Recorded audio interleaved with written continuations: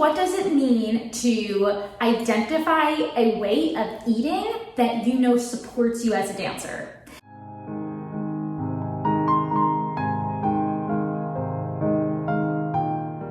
Hi dancers, welcome back to Nutrition for Dancers with me, Rachel Fine, founder of To The Point Nutrition and the Healthy Dancer community.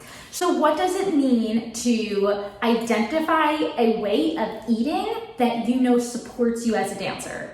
This sounds pretty simple, right? We've previously spoken about the idea of proactively planning ahead to ensure that you are eating adequately throughout the day, but still, many dancers struggle to identify specific pitfalls that can help to better determine what parts of their eating routines need to be adjusted.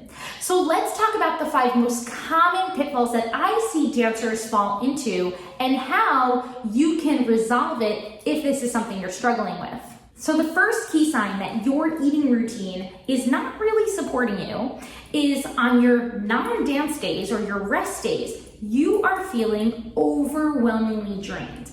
Now hear me out. Rest days are designed to recuperate. They are essential for all dancers, especially for when it comes to the sustainability of your body. And there's no doubt that you're gonna feel tired on rest days. You're moving a lot when you're dancing. But if you're feeling very overwhelmingly drained at a level that seems above average, this could be a sign that we need to assess your current eating routine. Now, there's no doubt that on rest days, our bodies like to play catch up. So it's common for many dancers to have heightened hunger cues on days off. This contrasts with the misconception that dancers need to eat less when moving less. That's not true. Your rest days are for the recuperation of your body. They need nourishment, they need nutrition. It's especially important to realize that this is true if you are unintentionally underfueling during your active dance days. It is super common for dancers to fall into patterns of unintentional underfueling when they are so busy and when they are so active, and we'll talk about why soon. But just as a common key identifier of a pitfall, if you are feeling like your rest days are overwhelmingly draining, you need to pick it up a bit in the meal planning department on the days you're actually dancing. Now, this doesn't mean you need to spend more time in the kitchen. I know time is limited. This might mean that you need to plan ahead with some emergency snacks for those busy days. We want to make sure that you're providing your body with enough energy during those days of dancing so that when it comes to your rest days, you're still prioritizing your need for nourishment. You're able to listen and honor hunger cues, but you're also able to enjoy some time away from the studio. You're able to enjoy some time with friends. You don't necessarily want to be feeling so overly drained that these experiences are unattainable to you. The next key identifier, you are always feeling hungry. Now, not all dancers experience this. This is because hunger cues can go diminished on busy and active days. But if you feel like you are experiencing maybe a chronic low-lying feeling of hunger throughout your day, then there might be several reasons for this. Now, this is where we talk about staying power. Staying power defines the degree to which your meal or snack keeps you feeling full and satisfied. There are several ways that we can increase the staying power of a meal or a snack. Specifically, what I want to focus on for this video, fiber and fat. Now, fiber mainly comes from carbohydrate-based foods, and fat comes from foods rich in fat. Carbohydrates and fat just so happen to be the macronutrients that often get fear-mongered in the dance world. So if you are following low-fat or low-carb eating plans, then chances are you're gonna experience that consistent level of hunger throughout your day. You want to first step away from those restrictive eating plans and make sure you are incorporating sources of carbohydrate and sources of fat at multiple points throughout your days. The next key identifier, you are overly stressed out and worried about choosing the right foods.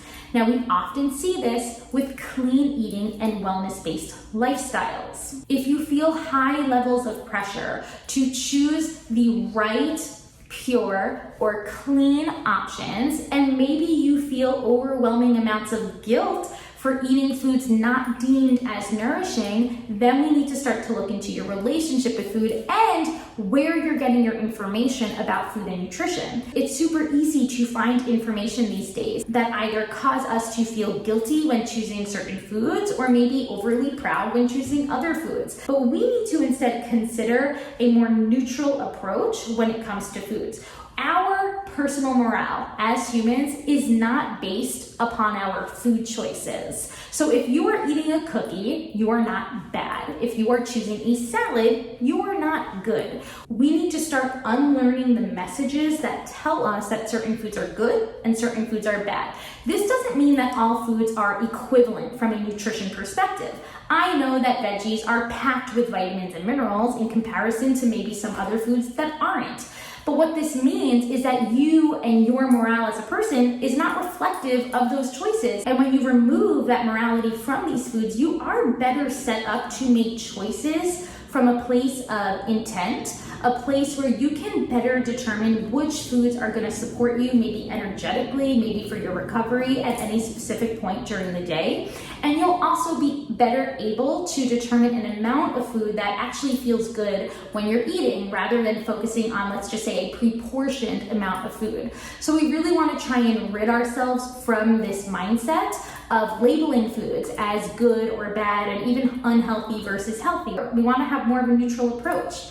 I also encourage you to check out the Healthy Dancer Food Flexibility Algorithm. This is a special tool that I've designed to help dancers in the actual process of making decisions at meal times. We can utilize nutrition information, but when nutrition information is stressing us out, it's not so helpful. We want to learn how to utilize nutrition information only after we first identified our intent, we've identified what's accessible to us, we've honored, if accessible, certain cravings that we might have. Only then can we now start to consider when nutrition information can be helpful, and even aspects of performance nutrition and how that can specifically support our heightened needs as dancers. The next common pitfall that your current eating routine is not supporting you is that you are trying to uphold to unrealistic expectations. So we often see this with the emergence of Pinterest-worthy meal planning ideas. I know, if you're looking online and even a quick Google search, you're gonna see the idea of meal planning and it's going to look perfect. You're gonna see what seems like perfectly planned portions and colorful homemade meals all packaged beautifully.